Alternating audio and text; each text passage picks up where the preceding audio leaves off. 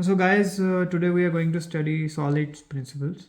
So these principles are guidelines to the engineers in order to do better design of the software systems. So we have 5 principles, and yeah, it's not mandatory to follow all these principles. You can skip that, but it is advised to design a better system. You should follow these principles. Okay, let's quickly jump into these principles. What are these and how they are implemented? Let's say we have a class bird. It has the attribute type and color. Then it has a behavior make sound. Now what the make sound function is doing, it is firstly it is classifying the type, like if the type of the bird is sparrow, then it will be making a sound of chee chee. If the type is crow, then it will making a sound of crow. If type is pigeon, then it will be making a sound of guttergoo. So what's the issue? What is the issue with this method? You can see the issue is it is doing two things in the sense. Firstly, it is classifying the birds. Okay, then it is responsible for making the sound for that particular bird. So that violates our first principle, that is single responsibility principle. What it states is that every code unit should have a single reason to change. Means every code unit should have a single responsibility. Like make sound is having two responsibilities over here, so it is violating SRP. So how to solve this thing? Yeah, that's the question. How to solve this? So we can solve this with the help by introducing no new code units. Like we can make a separate method to handle the crow sound. We can make the separate method to handle the pigeon sound. Like here we were handling one logic of the making a sound over here only, but now we are delegating that logic to some other function. So now what it is doing, it is only classifying the birds and making the respective call to their sound method. So this way our SRP is saved over here. Now let's say we have a new requirement and we want to add a new bird, peacock. Okay, so what we will do, if type is equal to peacock, what you do, make peacock sound method, you call it. Yeah, it's very easy, we can do this. But what's the issue over here? Issue is that we are modifying our existing code, which is violating our third principle, that is OCP. OCP is open close principle, means it is open for extension, but it is closed for modification. It should be closed. Your better system should be closed for modification, but it should be open for extension. But what we are doing, we are modifying our existing system. That is violating our OCP. So how to avoid that? Yeah, that's the thing that we can think of. How to avoid this thing is, well, we can have our bird class and an abstract class, and for every bird we can have a different class, sparrow, crow. And if we want to introduce a new bird, then we can introduce a new class. It's so simple. Our OCP is saved over here. Now let's go to our, now two of the principles we have covered. Now let's go to our third requirement. Now let's say we have a new bird, penguin. We have a new word, penguin. Okay, so what we do is according to our previous version, we will introduce a new class, penguin. Oh, we are good to go. We have fly method. We are going to implement that fly method over here, like we are going to do over here. Okay, do you see any issue over here? Do you see any issue? Yes, penguins don't fly. So how to stop that? Like but penguin will always have the access to their abstract class functions, no? So how to stop that? Yeah, so this is the issue over here. So it is violating our third principle, that is Liskov substitution principle.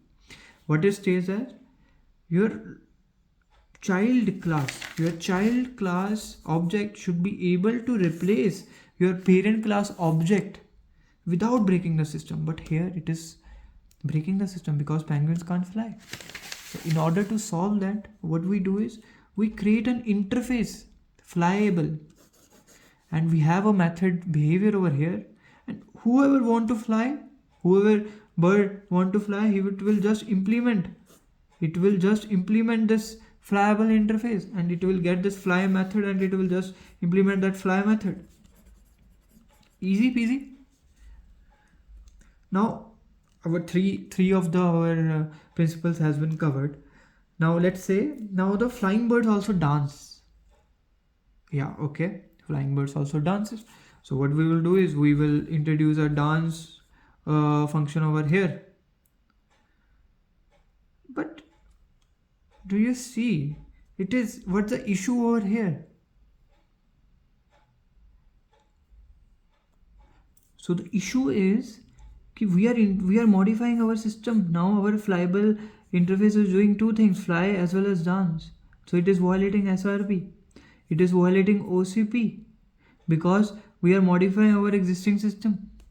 So what we do is we don't introduce dance function over here. We make a danceable interface, and we have a dance method over here. And whoever want to dance, he can fly as well as dance. So what is this? This is ISP. That is interface segregation principle, which means your interfaces should be very fine grade. Okay, so this is how now so far we have covered the basic single responsibility, OCP, Liskov, interface segregation. That were very bacha topics. Now let's go to our big fish over here. That is the last principle.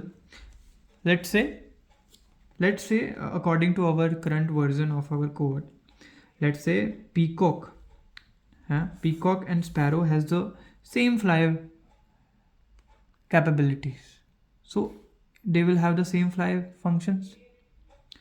Crow and pigeon, let's say they fly fast.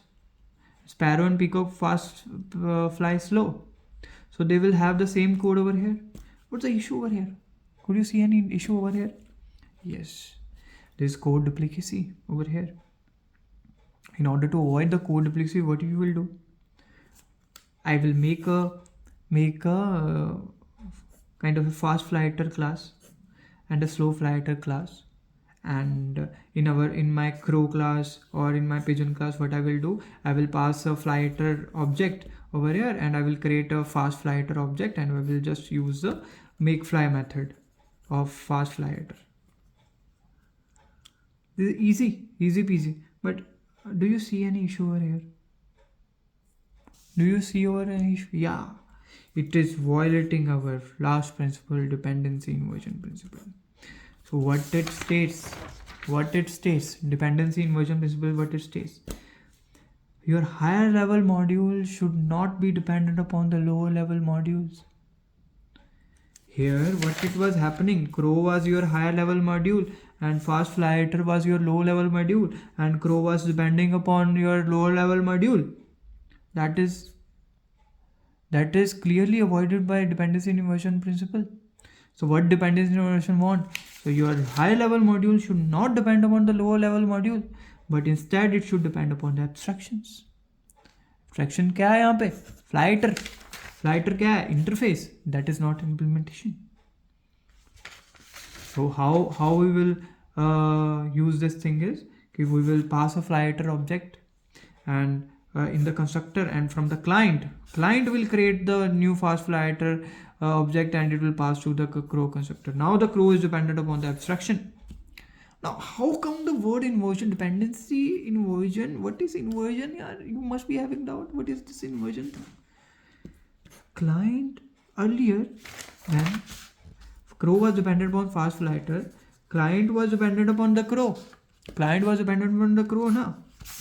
But now, as you can see, crow is getting the object in constructor from the client. Now crow is dependent upon the client. What has happened? Inversion of dependency. I hope everybody is very much have just given a brief introduction about the solid principles. Everybody must be very clear about the solid principles and good to go. Thank you. This is Jatin signing off.